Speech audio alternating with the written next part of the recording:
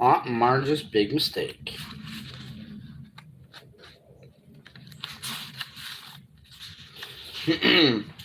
Harry went down to breakfast the next morning to find 3 Dursleys already sitting around the kitchen table. They were watching a brand new television, a welcome home for the summer present for Dudley, who had been complaining loudly about the long walk between the fridge and the television in the living room. Dudley had spent most of the summer in the kitchen, his piggy little eyes fixed on the screen and his 5 chins wobbling as he ate continuously. Damn, she just called him fat. 5 chins. That's mean, man. Harry sat down between Dudley and Uncle Vernon, a large, beefy man with very little neck and a lot of mustache. Far from wishing Harry a happy birthday, none of the Dursleys made any sign that they had noticed Harry enter the room. But Harry was far too used to this to care. He helped himself to a piece of toast and then looked up at the reporter on the television, who was halfway through a report on an escaped convict. The public is warned that Black is armed and extremely dangerous. A special hotline has been set up, and any sighting of Black should be reported immediately.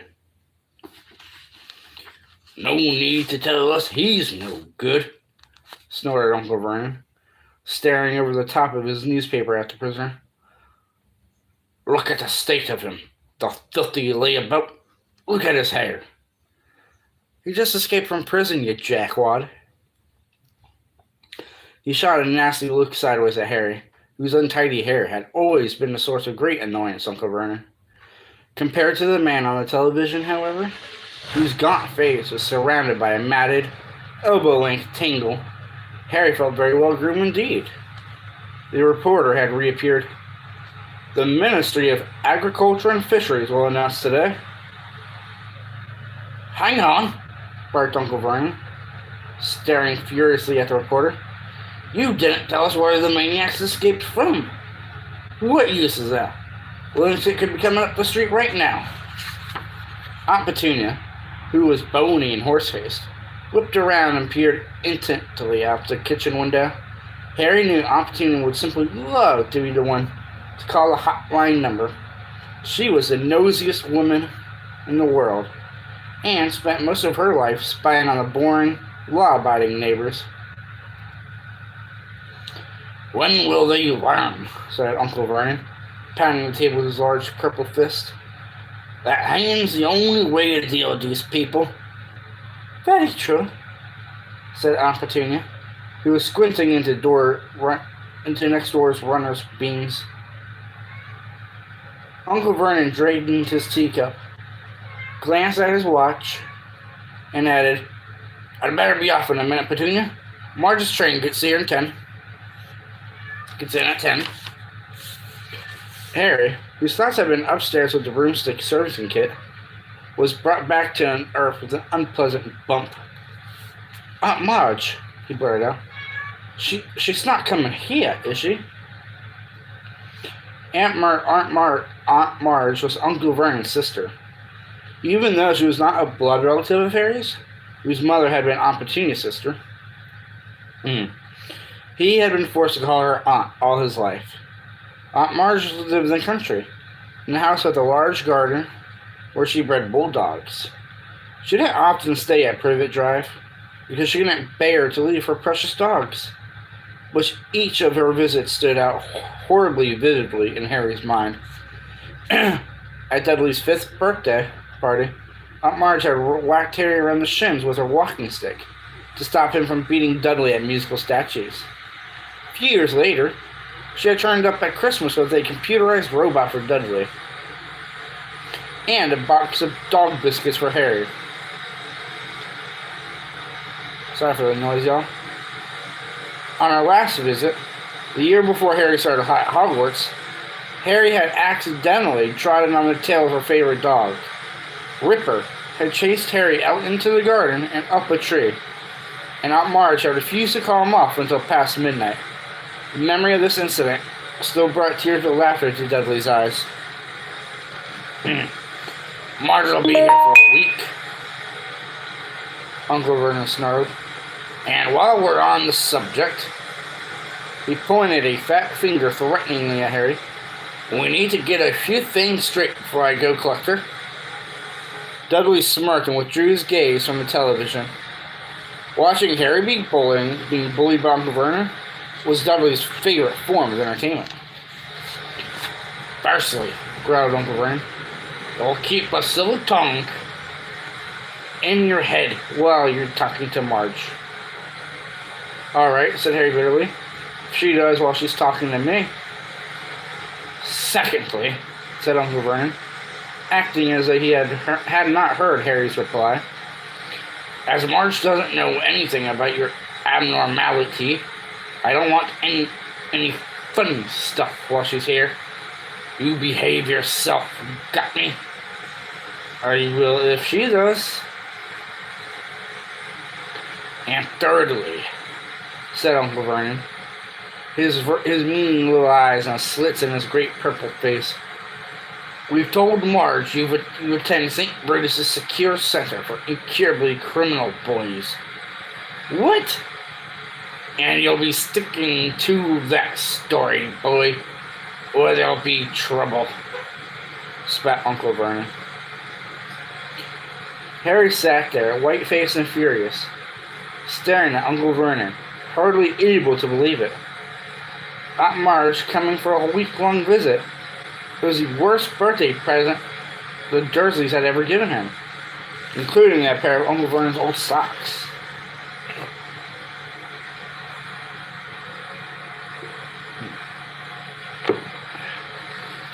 Well, Petunia.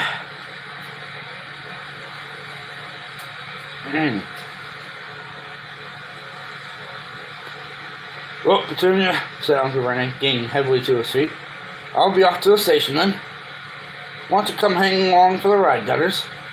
No, said Dudley, whose attention had returned to the television now that Uncle Vernon had finished threatening Harry. Dudley's got to become so smart for his auntie, said Aunt Petunia, smoothing Dudley's thick blonde hair. Mummy's bought him a lovely new bow tie. Uncle Vernon clapped Dudley on his porky shoulder. See you in a bit, then, he said. He left the kitchen. Harry, who had been sitting in a kind of horrified trance, had a sudden idea. Abandoning his toast, he got quickly to his feet and followed Uncle Vernon to the front door. Uncle Vernon was pulling on his car coat. I'm not taking you, he snarled, as he turned to see Harry watching him. Like I want to come, said Harry coldly. I want to ask you something. Uncle Vernon eyed him suspiciously. 30 years at my school. Are allowed to visit the village sometimes, said Harry. So, snapped Uncle Vernon, taking his car keys from a hook next to the door. I need you to sign the permission form, said Harry in a rush. And why should I do that? Sneered Uncle Vernon. Well, said Harry, choosing his words carefully, it'll be hard work, pretending to Aunt Marge I go to St. Brutus's Secure Center for Incurably Criminal Boys, bellowed Uncle Vernon, and Harry was pleased to hear a definite note of panic in Uncle Vernon's voice. Exactly, said Harry, looking calmly into Uncle Vernon's large purple face. It's a lot harder to remember. I'll have to make sure it sounds convincing, won't I? What if I accidentally let something slip? You'll get the stuffing knocked out of you, won't you? Roared Uncle Vernon, advancing on Harry with his face raised. But Harry stood his ground. Knocking the stuffing out of me won't make Marge forget what I told her, he said grimly. Uncle Vernon stopped, his face still raised, his face an ugly puce. But if you sign my permission form, Harry went on quickly, I swear I'll remember where I'm supposed to go to school. And I'll act like I'm normal and everything. Harry could tell that Uncle Vernon was thinking it over, even if his teeth were bared and a vein was throbbing in his temple. Right, he snapped finally. I shall monitor your behavior carefully during Marge's visit. If, at the end of it, you've towed the line and kept its story, I'll sign your ready form. He wheeled around, pulled open the front door, and slammed it so hard, finally, that one of the panes of glass at the top fell out. Harry didn't return to the kitchen. He went back upstairs to his bedroom. If he was going to act like a real muggle, he'd better start now. Slowly and sadly, he gathered up all his presents and his birthday cards and hid them under the loose floorboards with his homework. Then he went to Hedwig's cage. Errol seemed to have recovered. He and Hedwig were both asleep, heads under their wings. Harry sighed, then poked them both awake. "Hedwig," he said gloomily, "you're going to have to clear out for a week. Go with Errol. Ron will look after you. I'll write him a note, explaining. And don't look at me like that." Hedwig's amber eyes were reproachful. "It's not my fault. It's the only way I'll be able to visit Hogsmeade with Ron and Hermione." 10 minutes later, Errol and Hedwig, who had a note to Ron bound to her leg, soared out of the window and out of sight. Harry, now feeling thoroughly miserable, put the empty cage away inside the wardrobe. But Harry didn't have long to brood. In next to no time, Aunt Petunia was shrieking up the stairs for Harry to come down and get ready to welcome their guest. "Do something about your hair," Aunt Petunia snapped as he reached the hall. Harry couldn't see the point of trying to make his hair lie flat. Aunt Marge loved criticizing him, so the untidier he looked, the happier she would be. All too soon, there was a crunch of gravel outside as Uncle Vernon's car pulled into the driveway. Then the clunk of car doors and footsteps on the garden path. "Get the door," Aunt Petunia hissed at Harry. Feeling great gloom in his stomach, Harry pulled the door open. On the threshold stood Aunt Marge. She was very much like Uncle Vernon.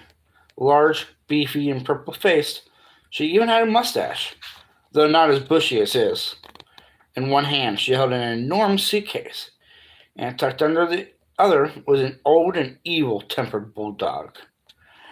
"Where's my daughters?" roared Aunt Marge. "Where's my Niffy Pooh?"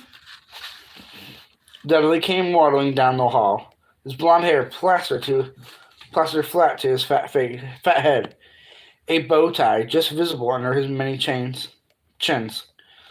Aunt Marge thrust the suitcase into Harry's stomach, knocking the wind out of him.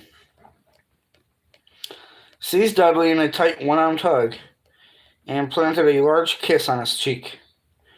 Harry knew perfectly well that Dudley only put up with Aunt Marge's hugs because he was well paid for it. And sure enough, when they broke apart, Dudley had a crisp 20-pound note clutched in his fat fist. "Petunia!" shouted Aunt Marge, striding past Harry as if he was a hat stand. Aunt Marge and Aunt Petunia kissed, or rather, Aunt Marge bumped her large square jaw against Aunt Petunia's bony cheekbone. Aunt Vernon now came in, smiling jovially as he shut the door. "Tea, Marge? And what will Ripper have? Ripper can have some tea out of my saucer," said Aunt Marge as they all trooped into the kitchen, leaving Harry alone in the hall with the suitcase. But Harry wasn't complaining. Any excuse not to be with Aunt Marge was fine by him, so he began to heave the case upstairs into the spare bedroom. "What up, Ian?" Aunt Marge supplied. But Harry wasn't complaining. Any excuse not to be with Aunt Marge was fine by him, so he began to heave the case upstairs into the spare bedroom, taking as long as he could. By the time he got back to the kitchen, Aunt Marge had been supplied with tea and fruitcake. Hello? And Ripper was lapping noiselessly in the corner. Harry saw Aunt Petunia wince slightly as specks of tea and drool flecked her clean floor. Aunt Petunia hated animals. "Who's looking after the other dogs, Marge?" Uncle Vernon asked. "Oh, I've got Colonel Foobuster managing them," boomed Aunt Marge. "He's retired now. Good for him to have something to do. But I couldn't leave poor old Ripper. He pines if he's away from me." Ripper began to growl again as Harry sat down. This directed Aunt Marge's attention to Harry for the first time. "So," she barked, "still here, are you?" "Yes." "Don't you say yes in that ungrateful tone," Aunt Marge growled. "It's damn good of Vernon and Petunia to keep you. Wouldn't have done it myself. You'd have gone straight to an orphanage if you'd been dumped on my doorstep." Harry was bursting to say something that he'd rather live in an orphanage than with the Dursleys, but the thought of Hogsmeade for him stopped him. He forced his face into a painful smile. "Don't you smirk at me," boomed Aunt Marge. "I can see you haven't improved since I last saw you. I hoped school would knock some manners into you." She took a large gulp of tea, wiped her mustache, and said, "What is it that you sent him again, Vernon?" "St. Brutus's," said Uncle Vernon promptly. "It's a first-rate institution for hopeless cases." "I see," said Aunt Marge. "Do they use a cane at St. Brutus's, boy?" she barked across the table. Uncle Vernon nodded curtly behind Aunt Marge's back. "Yes," said Harry. Then, feeling he might as well do the thing properly, he added, "all the time." Yeah, nice. On PS4, huh? Interesting. "I still don't like your tone, boy," she said. "If you can speak of your beatings in that..." "I still don't like your tone, boy. If you can speak of your beatings in that casual way, they clearly haven't. They clearly aren't hitting you hard enough. Petunia, I'd right if I were you. Make it clear that you approve the use of extreme force in this boy's case." Perhaps Uncle Vernon was worried that Harry might forget their bargain. In any case, he changed the subject abruptly. "Hey, Dee, how's it going?" "Heard the news this morning, March. What about the escaped prisoner, eh?" As Aunt Marge started to make herself at home, Harry caught himself almost longingly of a life at Number 4 Privilege Drive without her.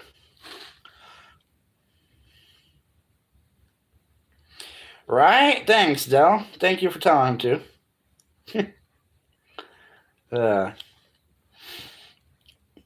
Uncle Vernon and Petunia usually encouraged Harry to stay out of her way, which Harry was only too happy to do. Aunt Marge, on the other hand, wanted Harry under her eye at all times, so that she could boom one suggestion for his improvement. She delighted in comparing Harry with Dudley, and took huge pleasure in bullying. And pleasure in buying Dudley expensive presents while glaring at Harry, as though daring him to ask why he hadn't got a present too.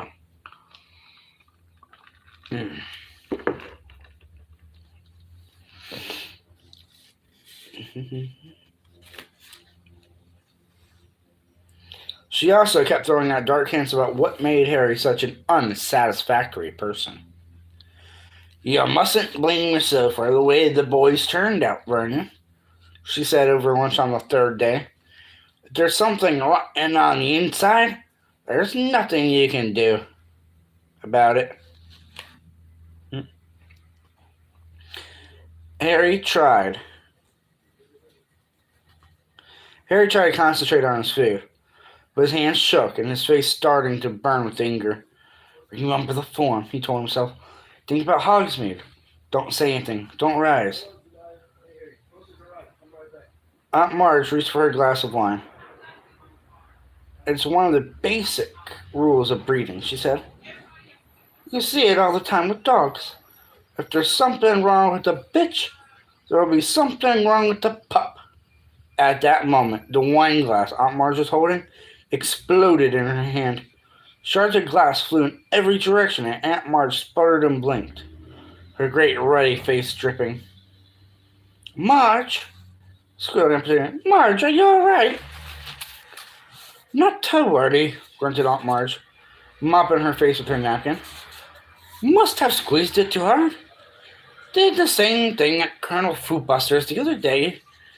No need to fuss. Do not have a very firm grip. But Aunt Petunia and Uncle Vernon were both looking at Harry suspiciously, so he decided he'd better skip dessert and escape from the table as soon as he could. Outside in the hall, he leaned against the wall, breathing deeply. It had been a long time since he'd lost control and made something explode. He couldn't afford to let it happen again. The Hogsmeade form wasn't the only thing at stake. If he carried on like that, he'd be in trouble with the Ministry of Magic.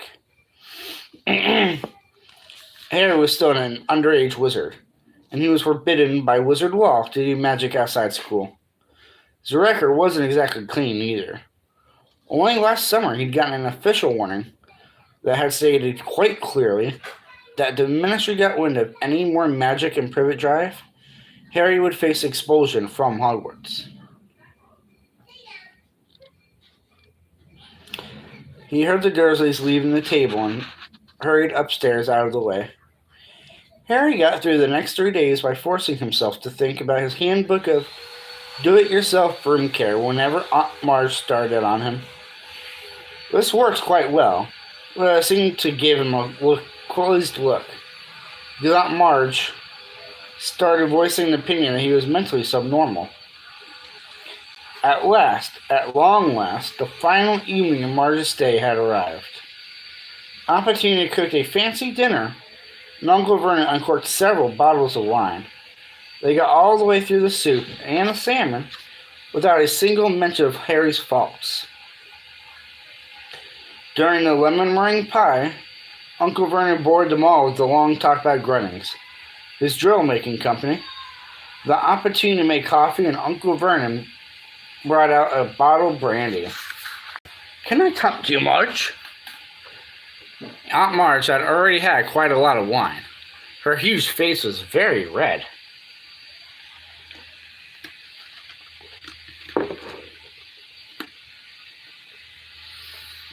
"Just a small one, then? A bit more than that, and a bit more. There's a ticket." Dudley was eating his 4th slice of pie. Aunt Petunia was sipping coffee. "Gotta talk like I'm drunk, huh?" "Just a small one, then," she chuckled. "A bit more than that. A bit more. That's the ticket." Dudley was eating his 4th slice of pie. Aunt Petunia was sipping coffee with her little fingers sticking out. Harry really wanted to disappear into his bedroom. But he met Uncle Vernon's angry little eyes and knew he would have to sit it out. "Ah," said Aunt Marge, smacking her lips and putting the empty brandy glass back down. "Excellent nurse, Petunia. It's normally just a fry up for me in the evening, with 12 dogs to look after." She burped richly and patted her great tweed stomach. "Pardon me, but I do like to see a healthy-sized boy," she went on, winking at Dudley. "You'll be a proper-sized man. That is, like your father. Yes, I'll have a spot more brandy of onion. Now this one here." She jerked her head at Harry, who felt his stomach clench. The handbook, he thought quickly. "This one's got a mean, runty look about him. You get that with dogs. I had Colonel Foodbuster drown one last year. Ratty little thing it was. Weak. Underbred." Harry was trying to remember page 12 of his book. A charm to cure reluctant reverses. "It all comes down to blood. As I was saying the other day, bad blood will out. Now, I'm saying nothing against your family, Petunia." She spat at Aunt Petunia's bony hand with her shovel-like one. Oh, she patted. Oops. But your sister was a bad egg. They turn up in the best families. Then she ran off with a wastrel, and here's the result right in front of us. Harry was staring at his plate, a funny ringing in his ears. Grasped the broom firmly by the tail, he thought, but he couldn't remember what came next. Aunt Marge's voice seemed to be boring into him like one of Uncle Vernon's drill. "Yes, Potter," said Aunt Marge loudly, seizing the brandy bottle and splashing more into her glass and over the tablecloth. "You never told me what he did." Uncle Vernon and Aunt Petunia were looking extremely tense. Dudley had even looked up from his pie to gape at his parents. "He didn't work," said Uncle Vernon, with half a glance at Harry. "Unemployed." "As I expected," said Aunt Marge, taking a huge swig of brandy and wiping her chin on her sleeve. "A no-account, good-for-nothing, lazy scoundrel who—" "He was not," said Harry suddenly. The table went very quiet. Harry was shaking more all over. He had never felt so angry in his whole life. "More brandy!" yelled Uncle Vernon, who had gone very white. He emptied the bottle into Aunt Marge's glass. "You boy," snarled Harry. "Go to bed. Go on." "No, Vernon," hiccuped Aunt Marge, holding up a hand, her tiny bloodshot eyes fixed on Harry. "Go on, boy. Go on. Proud of your parents, are you? They go and get themselves in a car crash. Drunk, I expect." "They didn't die in a car crash," said Harry. He found himself on his feet.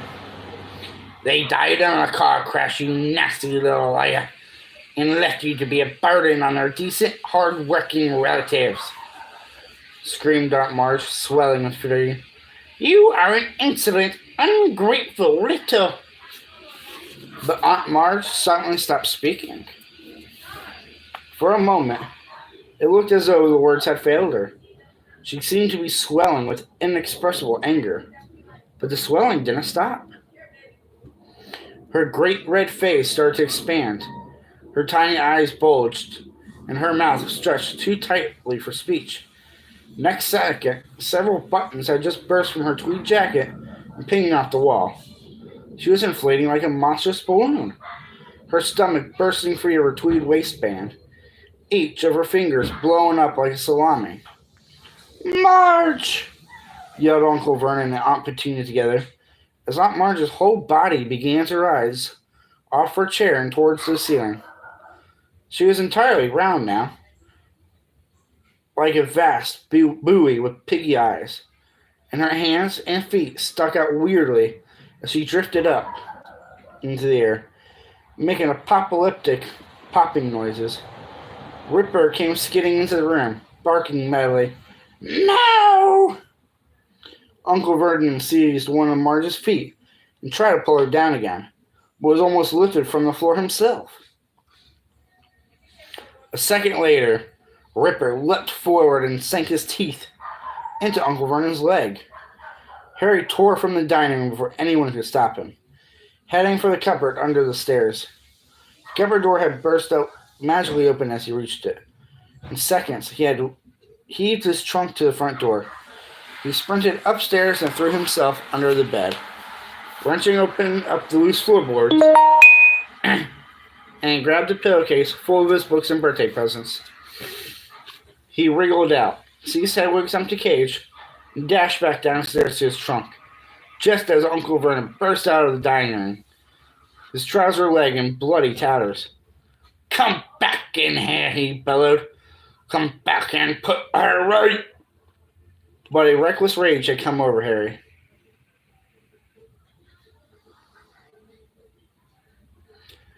Problem again. But a reckless rage had come over Harry. He kicked his trunk open, pulled out his wand, and pointed it at Uncle Vernon. "She deserved it," Harry said, breathing very fast. "She deserved what she got. You keep away from me." He fumbled behind him for the latch on the door. "I'm going," Harry said. "I've had enough."